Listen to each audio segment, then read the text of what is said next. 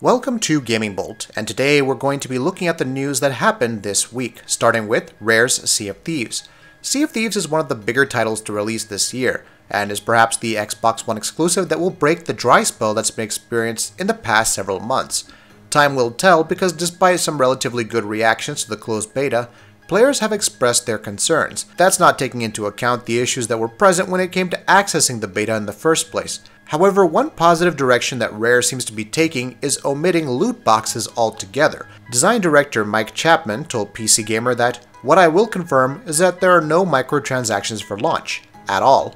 Based on us continuing to build the game, we'll probably consider some form of microtransaction.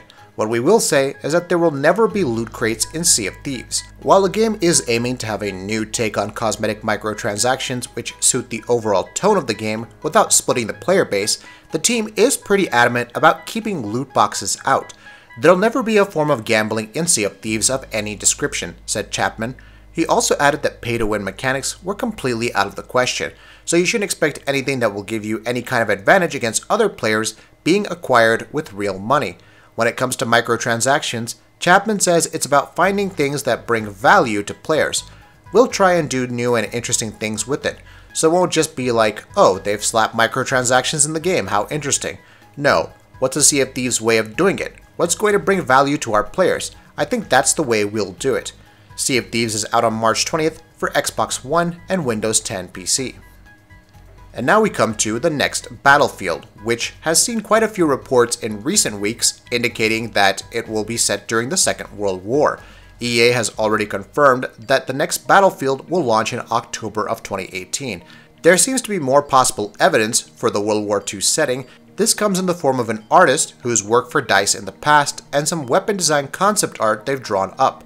One former DICE employee, Peter Olofsson Hermanrud, who now works for Bungie, posted a portfolio on ArtStation about a year ago, portraying several weapons that had nothing to do with either Battlefield 1 or its World War I setting. One such weapon was the PPSH-41, which apparently was used quite commonly during the Second World War. Now keep in mind that none of this is official confirmation that the next Battlefield will take place during World War II, so take this report with a grain of salt. EA are going to reveal more proper details on Battlefield 2018 soon enough, so stay tuned to Gaming Bolt for continued coverage on the same. Perhaps the most anticipated upcoming PlayStation game at the moment is The Last of Us Part 2, Naughty Dog's follow-up to their award-winning masterpiece, The Last of Us. So far, everything we've seen and heard of the game seems to indicate that it is a ways off from release, maybe 2019 at the earliest. But now, some new evidence has emerged that indicates it may launch sooner than that. According to a post on the official PlayStation Sweden Facebook page, The Last of Us Part 2 is listed for a 2018 release, as is Sucker Punch's upcoming Ghost of Tsushima. It is very important to remember that this is in and of itself not any kind of confirmation. Regional social media accounts have previously gotten plenty of things wrong, but it does give a flicker of hope to those who are looking forward to these games. Assuming they are meant to launch this year, we'll hopefully learn more about their specific release windows at E3. CD Projekt Red has achieved worldwide success and recognition thanks to the Witcher franchise, and more specifically, The Witcher 3 Wild Hunt, which was a fantastic game that raised the bar for what people expect from open-world quest design when it launched back in 2015. But for now, they're done with The Witcher and have all hands on deck for the upcoming Cyberpunk 2077, their upcoming cyberpunk-themed action RPG that was announced years ago and has truly been a long time coming. CD Projekt co-founder Marcin Iwinski told PC Gamer, "We've devoted a big part of our lives to The Witcher, and it means a lot to us, so we're definitely not abandoning this universe. If you miss your favorite characters, give Gwent a go. If you're a fan of storytelling, there's Thronebreaker coming out in the near future. However, in terms of big RPGs, it's time for Cyberpunk 2077. While we do hope that CD Projekt Red returns to the franchise at some point in the future, it makes sense to focus on what they're working on for now, without the distraction of a completely different kind of game." Of course, Iwinski had a few things to say about loot boxes as well. When speaking to PC Gamer, he noted that where we stand is quite simple, and you can see it with all of our past releases, most recently The Witcher 3 Wild Hunt and Gwent.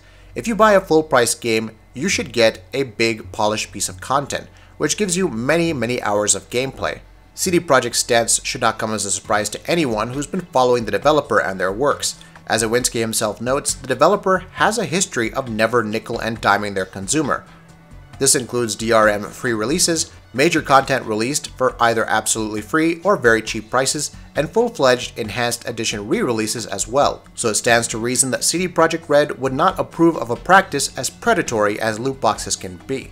The loot box controversy is something that's become a hot topic of discussion in the last few months, mostly because of more and more major AAA games adding them, like Star Wars Battlefront 2, which had a particularly egregious implementation of them. Governments, publishers, and developers have all been speaking about the controversy, so it's good to hear CD Projekt Red's stance on the whole deal. Rounding out the discussion about loot boxes, EA maintains that they aren't a form of gambling. However, the issue is still under scrutiny in several areas. For example, US Senator Maggie Hassan is now asking the ESRB to take into consideration the inclusion of loot boxes when rating games. As per Rolling Stone, the senator has also reached out to the Federal Trade Commission to discuss this issue, asking if they believe that children being addicted to gaming and activities like loot boxes that might make them more susceptible to addiction is a problem that merits attention. We'll have to wait and see if the FTC will consider the issue of loot boxes, and 4 nominees have agreed to address the issue if it's confirmed to be a serious problem. In her letter to the ESRB, the senator stated the prevalence of in-game microtransactions, often referred to as loot boxes, raises several concerns surrounding the use of psychological principles and enticing mechanics that closely mirror those often found in casinos and games of chance. The potential for harm is real. The ESRB has received her letter and has stated that they will look into the issue. We'll have to wait and see what the end result of this is and how the FTC and ESRB will respond to the issue of loot boxes in video games. Perhaps we'll see new bills being introduced, similar to what happened in Hawaii, and video game companies will have to be more careful about including invasive microtransactions in their games. What do you think about the issue? Let us know in the comments below. That'll be it for this video. If you like what we're doing, please go ahead and subscribe, and we'll see you next time.